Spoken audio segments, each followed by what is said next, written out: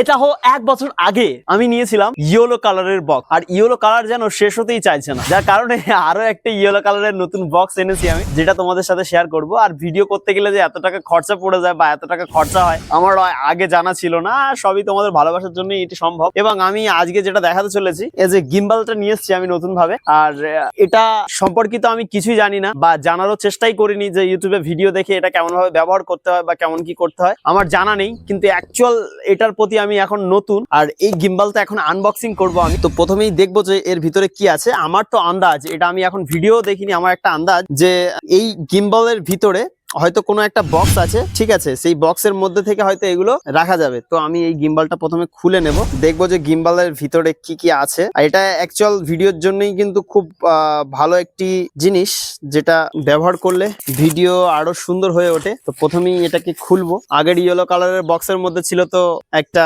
Microphone, তো এটার ভিতরে কি কি আছে আমি এখন দেখার চেষ্টা করব। এগুলোকে সাইডে রাখলাম। বক্সের ভিতরে আরো একটা বক্স, ঠিক আছে, তো দেখা যাক। এই বক্সের ভিতরে তো আবার বক্স নেই, তো না, এই বক্সের ভিতরে তো বক্স দিল না।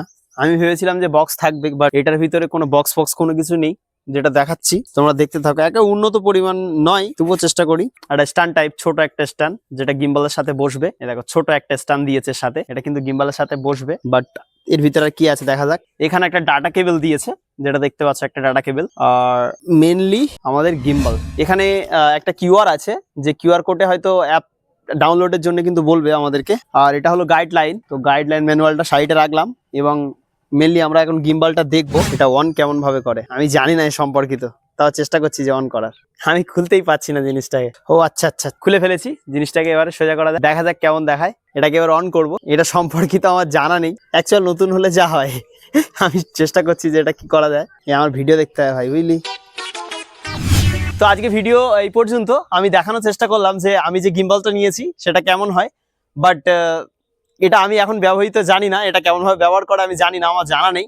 বাট এটার জন্য ইউটিউবে ভিডিও দেখতে হবে এখন আমার, দেখে তবে মানে এটাকে ব্যবহার করতে পারবো। এটা অন করেছি ঠিকঠাক ভাবে, কিন্তু কেমন ভাবে এ করে আমি জানি না। বাট দেখা হচ্ছে নেক্সট টাইম, নেক্সট একটা নতুন ভিডিও। তাহলে ভিডিও করলে তোমরা তো অবশ্যই দেখতে পাবে। ধন্যবাদ সবাইকে।